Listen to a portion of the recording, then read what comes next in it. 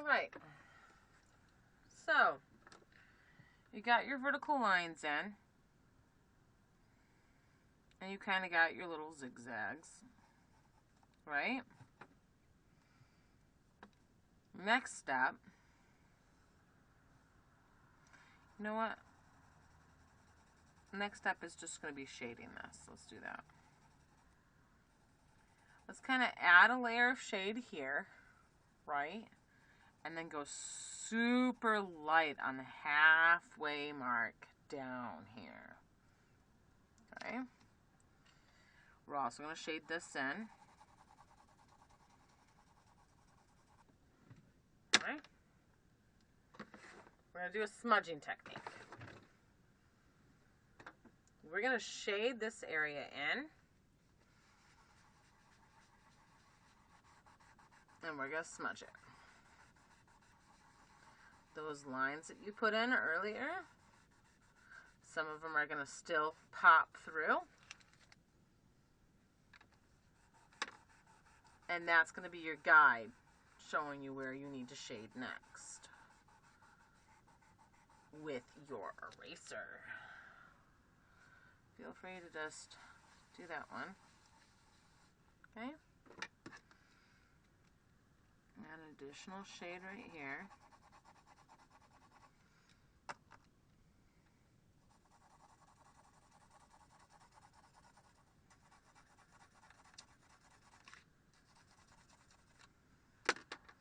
And smudge.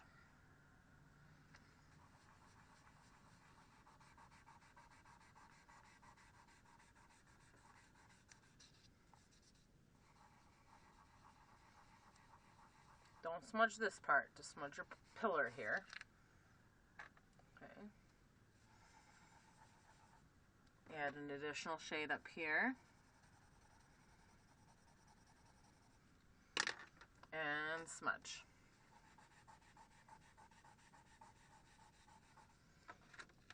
Okay, so you got all this, right? So your lines in here, you're going to erase them in using your eraser. See that? Do your crisscross using the edge of your eraser. Good. And then feel free to help define those lines by darkening these little blocks that you have here. Don't outline, just shade in the block better.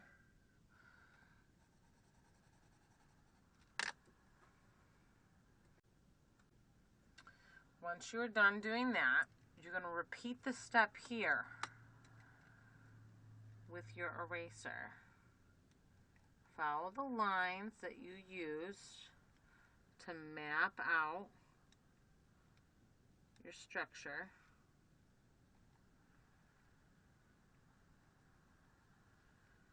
So these lines are going to poke right through. Okay.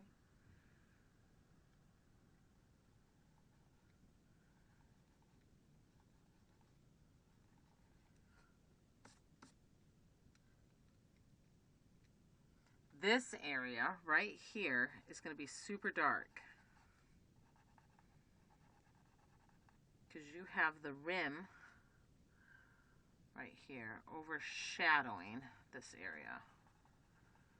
Just go ahead and add your values in. You're going to have like little diamonds in here. And as you go down the shaft of your tower, lighten your pressure. See, I'm lightening my pressure here. Same thing down here.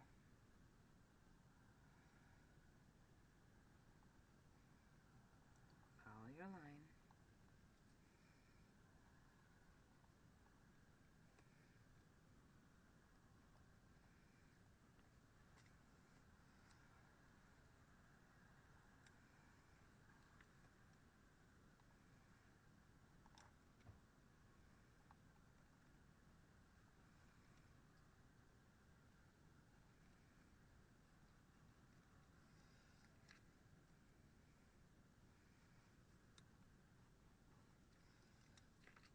Now your spaces are going to be a little bit bigger here. You know why? Because it's getting closer to the viewer. When things get closer to the viewer, they become bigger, more well-defined, easier to see, easier to understand, crisper. That's because you're not dealing with as much particle or dust or dirt in the atmosphere to block what you're seeing. So as you get here, feel free to go as dark as you can go on these inner spots. Your color will intensify, your details will intensify when you near the viewing area.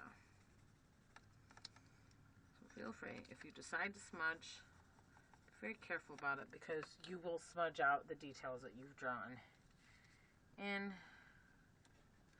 your picture. Come on. There we go.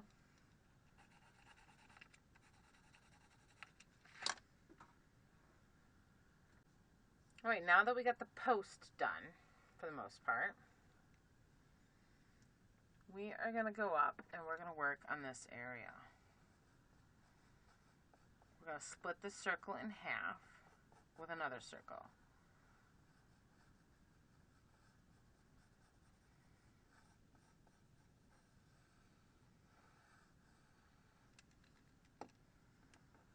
Feel free to kind of squiggle your lines around until you get what you want. Imagine that there is a little, remember you had like a little circle or whatnot right here that we erased earlier? Imagine that there is a little dot here inside that original circle,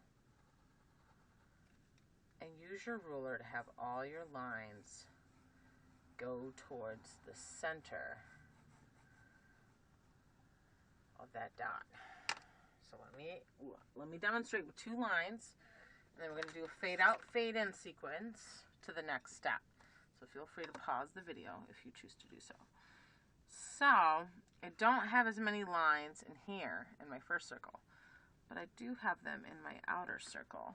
So I'm just going to line my ruler up to that dot I was talking about, and I'm going to try to, as hard as I can, evenly distribute or make evenly spaced hash marks in this little ring area. So let's see what we can do here.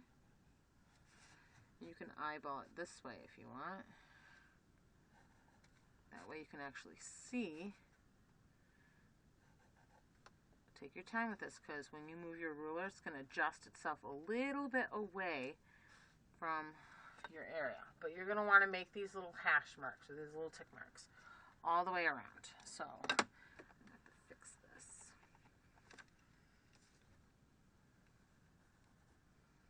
You could do it freestyle this way. It might be easier for you to do this way. Totally up to you. You decide what works best for you.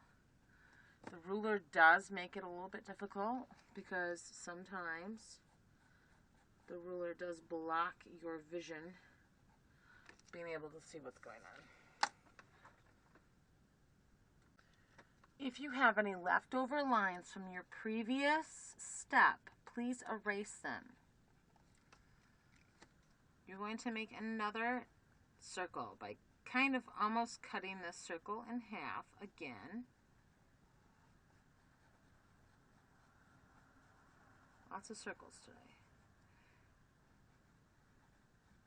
And you're going to create a ring of darkness, about maybe 1/4 of an inch thick. I want that ring to be dark, and then you're going to go back and you're going to erase little tick marks in here to create your little square pieces.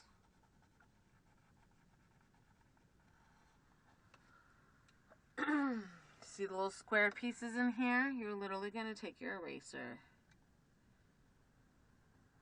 and erase them in.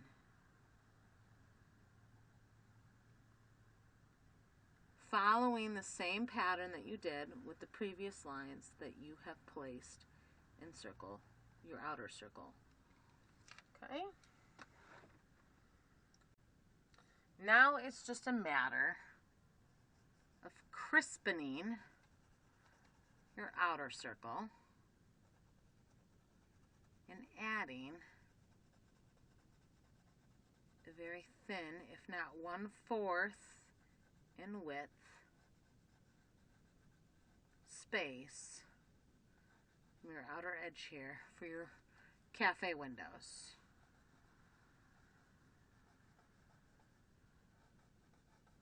You might have to go back and crispen up your line, but keep in mind you're dealing with a cylindrical shape here.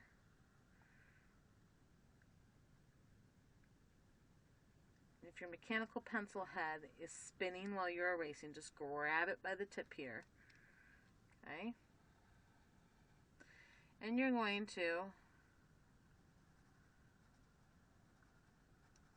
make these little windows in here.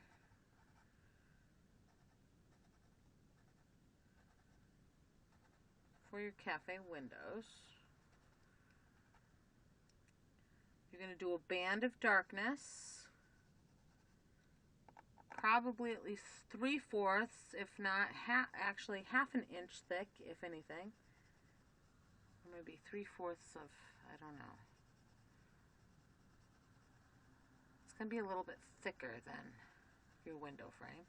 And you're going to repeat this step again for your second set of windows.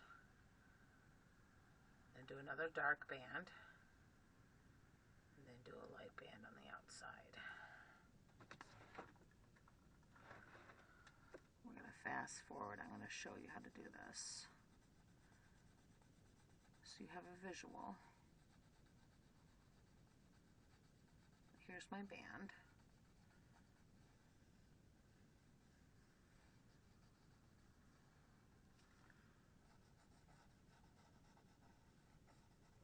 Okay, now I'm going to repeat.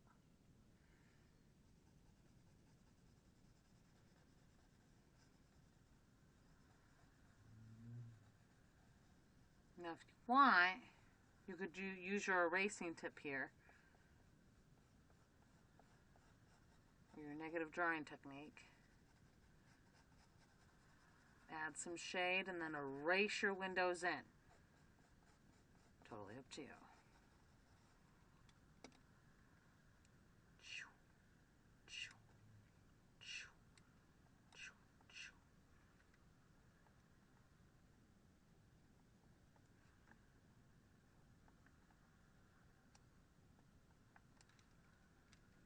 And then add another band.